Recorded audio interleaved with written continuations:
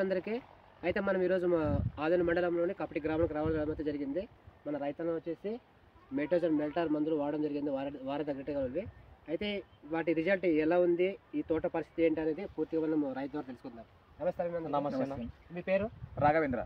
ఏ ఊరి మీది? కపటి ఆదోని మండలం. ఓకే. మా జిల్లా ఏది వస్తుంది? కర్నూలు జిల్లా. ఓకే. మీ పేరేనా? వీరేష్ అన్న పేరు. వీరేష్. మీది ఏ ఊరు?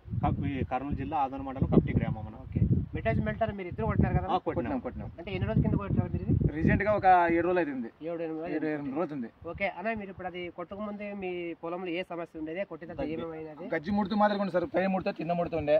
పై ముడత నల్ల పెయిన్, విచిత్రమైన పెయిన్ ఉంది. ఎర్ర పెయిన్ కానీ, నల్ల పెయిన్ కానీ, బ్లాక్ ట్రిప్స్ ఉండే. ఓకే, అవన్నీ లేకుండా అసలుకి ఈ గ్రోత్ అనేది లేకుండా ఇట్లా కాపీ లాగు లేకుండా అసలుకి అస్సలు లేకుండే. అంటే మెటోజన్ మెల్టార్ కొట్టిన తర్వాత